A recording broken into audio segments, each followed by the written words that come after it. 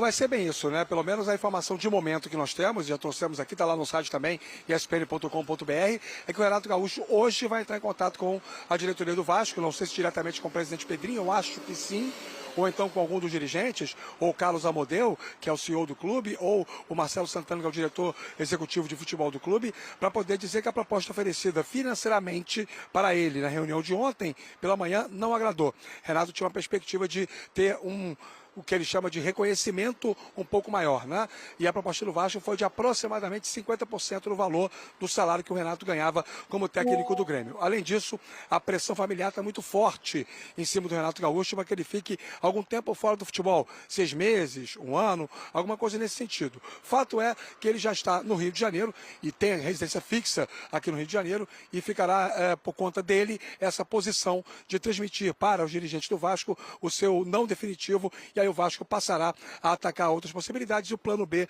já informamos também, é o de Antônio Oliveira, português, 42 anos, ex-técnico de Corinthians, Coritiba, Atlético Paranaense e também Cuiabá.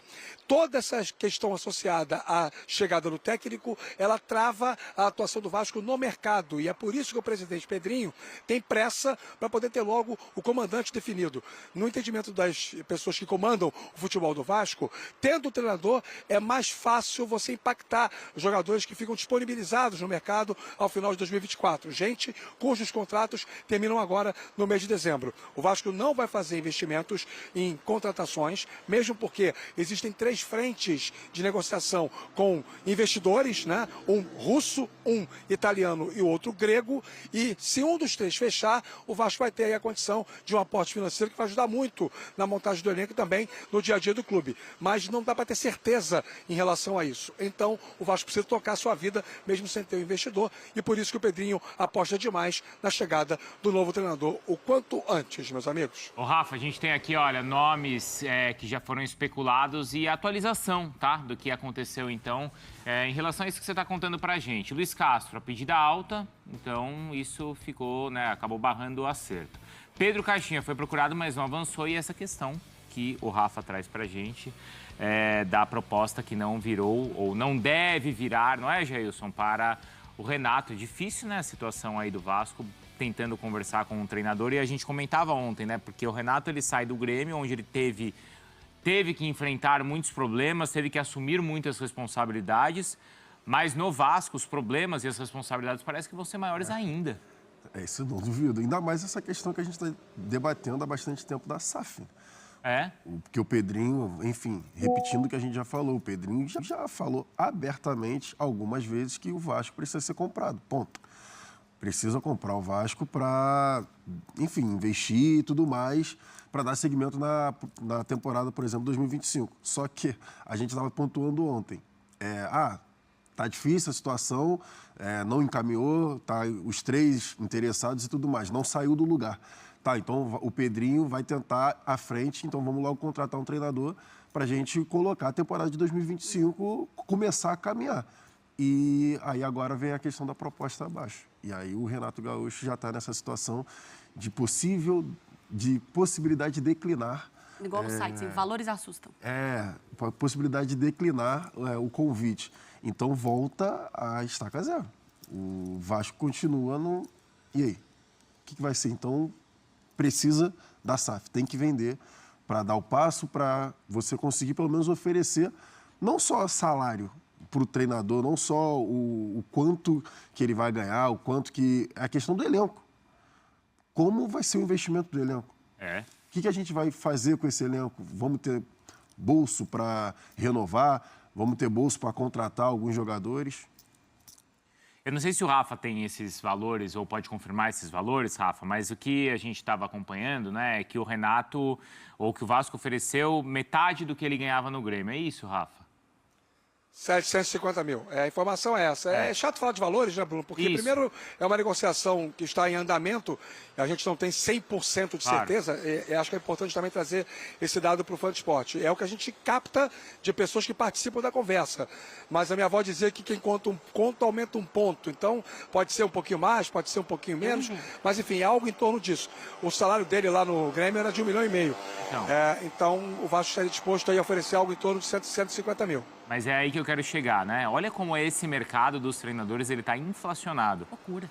É uma loucura um clube que tá quebrado oferecer 750 mil reais para um profissional por mês e o profissional recusar porque é um valor baixo.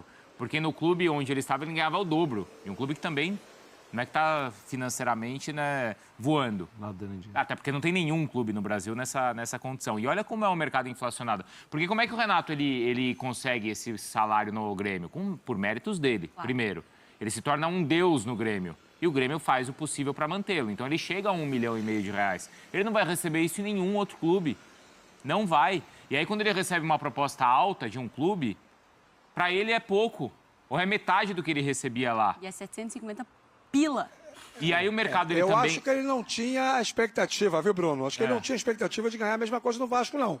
Ele não foi para essa conversa ontem sobre grana. Não quer a mesma coisa, mas quer 200, 300, ele pode pedir quanto ele quer. Eu acho que seria algo em torno disso. Acho que se o Vasco oferecesse a ele 1.200.000, ele pegava na hora. Se oferecesse 1 milhão, ele ia pedir 1.100.000. Ia ficar mais ou menos em cima dessa... É só um exercício hipotético, conhecendo como é o perfil das pessoas envolvidas na negociação. Mas o Rafa... seria mais ou menos assim. É aí que eu quero chegar, né, da questão... participar dessa conversa porque eu realmente não tenho lugar de fala nisso aí. Não, a gente nem imagina o que é isso, gente. Eu ia trabalhar ninguém no Brasil. Não, mas ninguém. Você pode pegar o CEO que for da empresa que for, ele não participa dessa conversa, porque ele não ganha esse dinheiro. E não estou falando que os técnicos não merecem, é que o mercado está inflacionado. Por que ele também está inflacionado? Por causa do sucesso dos treinadores portugueses. Eu ia citar o Abel. Porque o Abel, se fosse para Portugal, teria que diminuir o salário. Sim, porque o Rubem Amorim foi para o Manchester United, que se não for o maior clube do mundo é o segundo ou terceiro. E o Rubem Amorim ganha no United do que o Abel ganha no Palmeiras. E não que esteja errado, mas assim, o Abel conquistou isso no Palmeiras. Sim. E aí quem receber menos de 1 milhão ou 2 milhões de reais por mês aqui no Brasil, o cara vai achar que tá ganhando pouco. Com o plus a mais de que o treinador... um corporativismo, né? Os técnicos brasileiros, claramente, e assim, muitos já falaram sobre isso, desculpa, Mário, muitos já falaram sobre isso em mais de uma oportunidade, inclusive o Renato Augusto Gaúcho é um deles, tá? Mano Menezes é outro.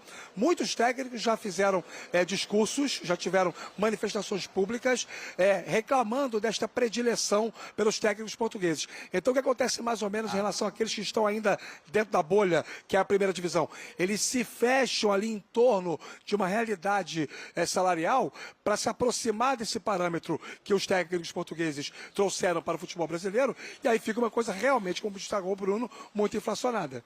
O plus a mais com o detalhe de que os treinadores duram 6 meses e às vezes a multa... É isso, te garante por 2 anos. Te garante, você não precisa nem trabalhar. Eu ia trabalhar um mês, vou te contar a minha estratégia, tá, Jair? Já que a gente não tá ao vivo. Ganhando 1 milhão, trabalho um mês...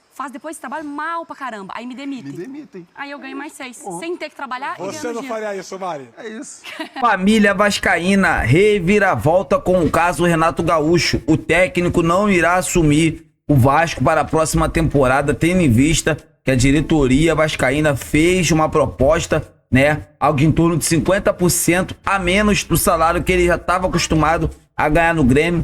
Então, assim, o técnico não aceitou, né, reduzir, né, o seu salário, e por isso o Renato Gaúcho não será o técnico do Vasco da Gama para a próxima temporada. É um treinador, assim, muito bom para mim. Eu não iria atrás do Renato Gaúcho, tendo em vista que o Vasco tem que ir, né, um cara que é super tático, super estudioso do futebol. E o Renato Gaúcho é mais aquele cara de blindar, né, aquele cara paizão. Então, assim, eu acho que esse perfil agora não seria uma boa para o Vasco, mas vamos ver quem vai comprar, né, a SAF do Vasco, para aí sim começar a iniciar o projeto, treinador, jogadores, é tudo assim, um ponto de interrogação no Vasco da Gama. Vamos agora aguardar os próximos capítulos e ver o que vai acontecer. Eu tô indo nessa, se inscreva no canal, deixa o like e até a próxima.